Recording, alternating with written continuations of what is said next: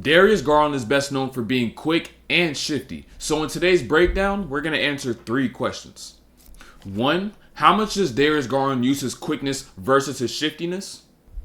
2. When and why does Darius Garland use his shiftiness?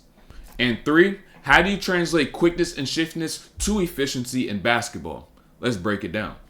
On this first play, Darius Garland calls for a second screen by Dean Wade, and now he ends up getting Grady Dick switched onto him and quickly is off of him. But now notice Grady's positioning. He jumped out on that switch and left Garland his left side and took away his right side completely. So what does Darius Garland do? Use his quickness to react to his angles, and now he splits out left before Mobley can set that second screen. So now his attention goes to Scotty Barnes, because now since Grady's behind him, he has to focus on the help. And since Barnes stays in between Mobley and Garland, since Mobley is rolling, he now gets into that mid-range, floats it, and misses this first one. But on the second one, you now just have Emmanuel quickly on this right side, and he jumps out to Garland's right. So what does Garland do? Use his quickness to then react to that move by quickly, and now he's able to get downhill and his eyes go to the help. But he doesn't just have to read Scotty Barnes, he also has to read Jakob Poeltl, because he also pinched in the second he seen Garland had a lane. So now Garland makes sure that quickly stays on his tail side, and he gets right into the middle of the floor, gets a floater, because Barnes also stayed attached to Mobley.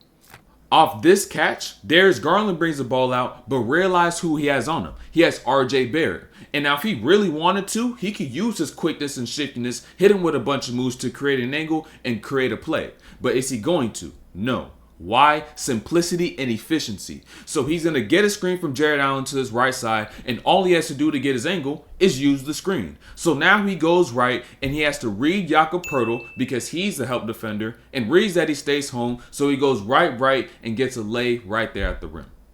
5 minutes in, this is the first time we see Darius Garland use his shiftiness to create a bucket. So now coming down in transition, Grady Dick picks up on him, and if you notice, that's not his primary defender. And so what does Darius Garland now read? He waits for Mobley to cut down that middle, so now he has the option of driving to the middle if that's available, depending on what Grady Dick does. So now he gets into this hang off this crossover, he reads the momentum of Grady Dick's body and sees that he's already turning out, so he now snatches that cross, gets to that right side, and he gets fouled and goes to the line. What stops a lot of quick and shifty players from being efficient are turnovers. So it's key you know what to read. So on this play with Darius Garland, you see him as soon as he gets this catch, his eyes go to that left side of the floor because that's where everybody is. So he must read the help. And now he gets into that push cross and he only looks down for a split second. And as soon as he's done with it, his eyes go right back up and look at the help once again. So as he takes these next 2 steps, his eyes are still reading the help. And by the time he gets into the air, he already knows what the defense is doing, and now he throws a jump pass where he's able to get a dime and they get a 2. So make sure that you're making the reads while you're on the floor and not waiting until you get into the air to then read the defense, and then you throw a jump pass, which is probably going to lead to a turnover. This is where the quickness and shiftiness really begin to get interesting, because Darius Garland has Davion Mitchell on him. And if we know Davion Mitchell, we've seen how many times he's locked up so many good players. So how is a player like Garland, who's quick and shifty, going to attack him? This is how he does so. First play right here with Davion Mitchell on him. He gets a screen going to his right. Davion Mitchell blows it up. He tries to reject, has nothing. Great defense by Davion Mitchell. And so now he gets another screen, comes up and pulls up off that screen, and he misses that shot. Developed a great shot. Didn't use either one of those 2 skills. Continue to watch. What are your usual complaints about underwear? Comfort, fit, design?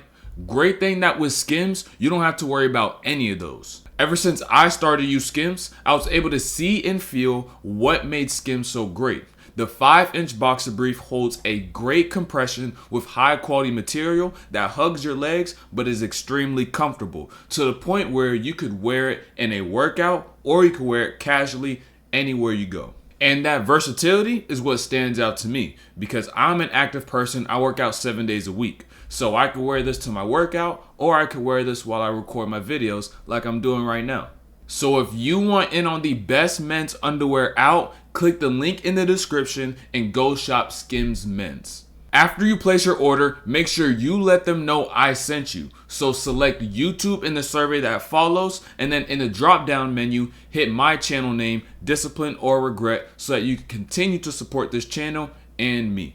Next possession, Darius Garland walks the ball up, and you see Davion Mitchell turning his head constantly as he does so, because he knows there's going to be a screen. So now the second Allen steps up, Garland gets left, Mitchell is no longer in front of Garland at all. So this is going to force a chain reaction of the defense, and somebody's going to have to help. So Garland goes left, RJ Barrett from that left side overhelps, Garland kicks it to LeVert knocks it down.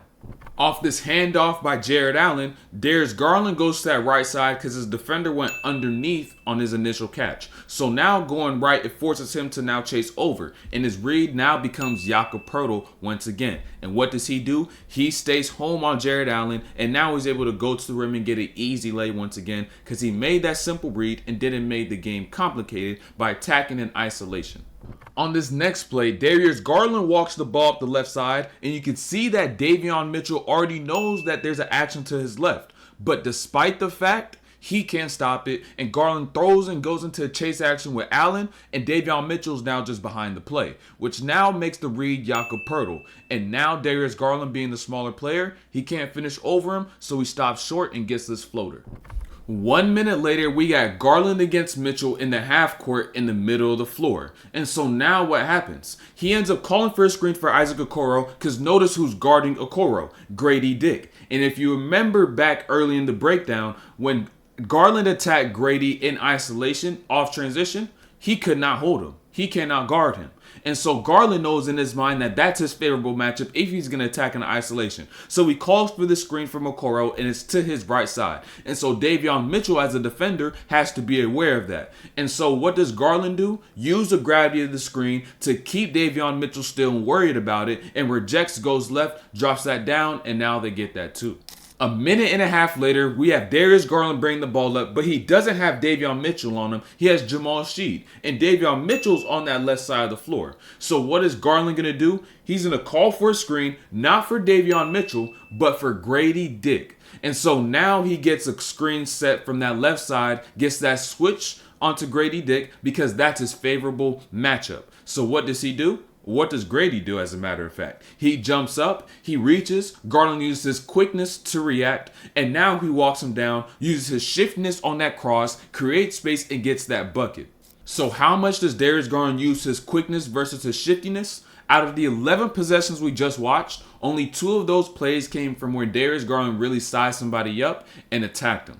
That means the other 9 times he did something that was very basic and fundamental and utilized his quickness. When and why does Darius Garland use his shiftiness? He only uses it against favorable matchups, and he does it at a very limited number because understand the Cavs as a team. They utilize a lot of ball movement, which has allowed them to win a lot of games this season. So can he get a switch on a Grady Dick and attack him in isolation with his quickness and shiftiness? He can, but it'll cut out the rest of the team and it'll lead to more losing than winning. So if you want to win, limit the number of times you try to attack somebody and just play off shiftiness. How do you translate quickness and shiftiness to efficiency? The key to this is utilizing actions and knowing what to read. So now the game is more simple for you instead of having to work hard in isolation and use the quickness and shiftiness every single time. Ultimately, the reason why Darius Garland and the Cavs are so successful is because of the lack of ego and pride. For example, with Darius Garland, if he was prideful, he would always want to showboat and showcase this skill set, his shiftiness, his quickness, and want to be the leading scorer, the leading assist maker, be the face of the team. But he put that to the side out of humility and for the betterment of the team. Now, I want you to self-reflect and meditate on this scripture, which is Galatians 1:10, which says, "For am I now seeking the approval of man or of God? Or am I trying to please man? If I were still trying to please man, I will not be a servant of Christ." So with this information on quickness and shiftiness, who are you trying to please? Man or God? Take that to the secret place, pray on it, meditate on it, and remember, discipline or regret. You choose.